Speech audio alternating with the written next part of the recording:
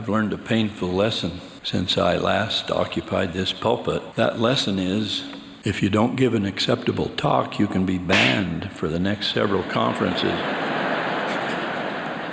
You can see I'm assigned early in the first session of this one. What you can't see is that I'm positioned on a trap door. It's a trap! If this talk doesn't go well, I won't see you for another few conferences. The most personal and painful of all has been the passing of my beloved wife, Pat. She was the greatest woman I have ever known. A perfect wife and mother, to say nothing of her purity, her gift of expression, her spirituality. She gave a talk once titled, "Fulfilling the Measure of Your Creation." It seems to me that she fulfilled the measure of her creation more successfully than anyone could have dreamed possible. She was a complete daughter of God, an exemplary woman of Christ. I was the most fortunate of men to spend 60 years of my life with her. Should I prove worthy, our ceiling means I can spend eternity with her.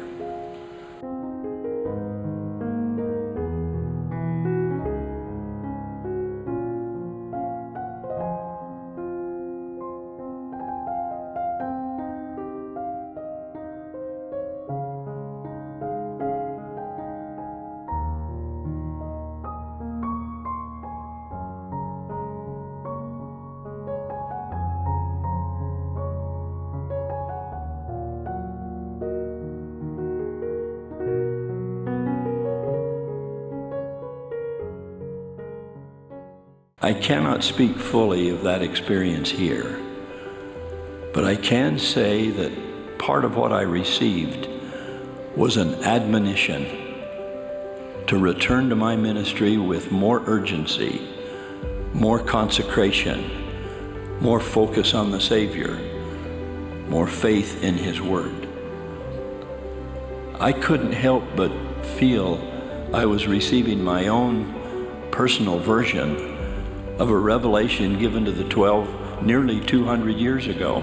Thou shalt bear record of my name and send forth my word unto the ends of the earth, morning by morning and day after day. Let thy warning voice go forth, and when the night cometh, let not the inhabitants of the earth slumber because of thy speech. Arise, take up your cross, and follow me. Since that experience, I have tried to take up my cross more earnestly, with more resolve, to find where I can raise an apostolic voice of both warmth and warning in the morning, during the day, and into the night. I will be eternally grateful for the supplication of thousands of people who, like the importuning widow, repeatedly sought heaven's intervention in my behalf. I received priesthood blessings.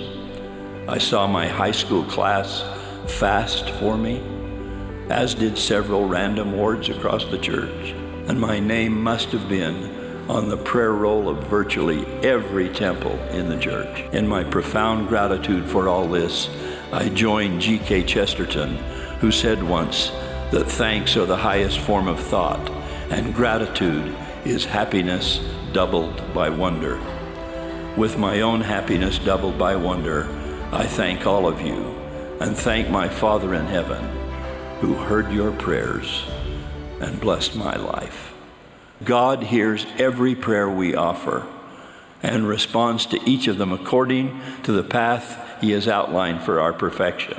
I recognize that at roughly the same time, so many were praying for the restoration of my health, an equal number, including me, were praying for the restoration of my wife's health.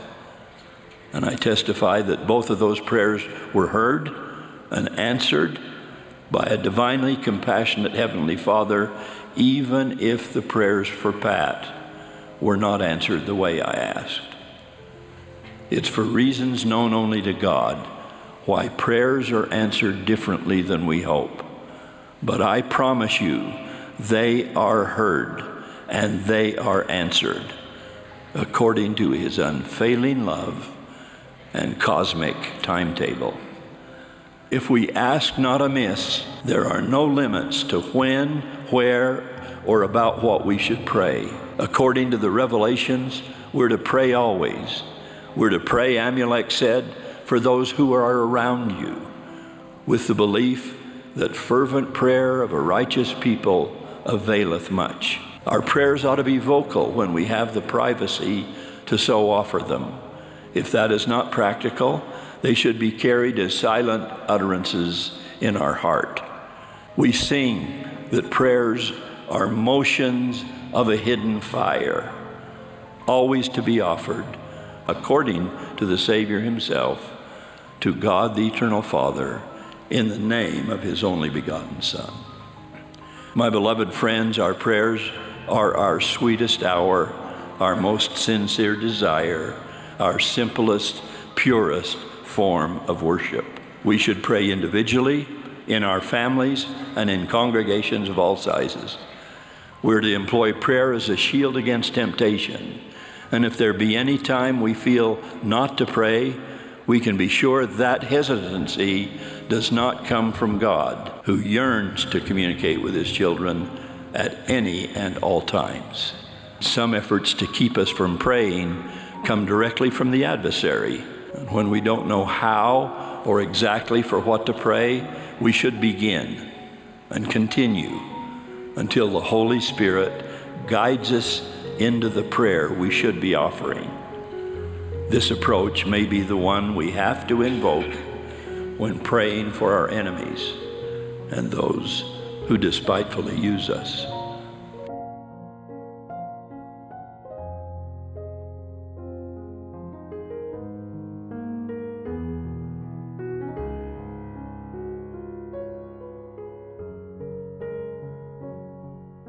We can look to the Savior's example, who prayed so very, very often.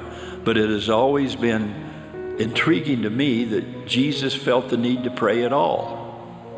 Wasn't he perfect? About what did he need to pray? Well, I've come to realize that he too, with us, wanted to seek the Father's face, believe his word, and trust his grace. Time after time, he retreated from society to be alone before piercing heaven with his prayers. At other times, he prayed in the company of a few companions. Then he would seek heaven on behalf of multitudes who would cover a hillside. Sometimes prayer glorified his clothing. Sometimes it glorified his countenance. Sometimes he stood to pray. Sometimes he knelt. And at least once he fell on his face in prayer. Luke describes Jesus' descent into his expiation as requiring him to pray more earnestly. How does one who was perfect pray more earnestly? We assume that all of his prayers were earnest. Yet in fulfilling his atoning sacrifice, and through the pain that attended its universal reach, he felt to pray ever more pleadingly, with the weight of his offering finally bringing blood from every pore. I bear solemn witness of the reality of eternal life and the need for us to be serious in our planning for it. That serious needs to exist when Christ comes, because he needs to recognize us, not as nominal members listed on a faded baptismal record, but as thoroughly committed, faithfully believing, covenant-keeping disciples. This is an urgent matter for all of us, lest we ever hear with devastating regret, "I never knew you." Or as Joseph Smith translated that phrase, "You never knew me." We need to believe in angels and miracles and the promises of the holy priesthood. We need to believe in the gift of the Holy Ghost, the influence of good families and friends, and the power of the pure love of Christ. We need to believe in revelation and prophets, seers, and revelators. And President Russell M. Nelson, we need to believe with prayer and pleading and personal righteousness, we really can ascend to Mount Zion, the city of the living God, the heavenly place, the holiest of all, as we repent of our sins and come boldly to the throne of grace, leaving before him there our alms and our heartfelt supplications. We will find mercy and compassion and forgiveness at the benevolent hands of our eternal Father and his obedient, perfectly pure Son.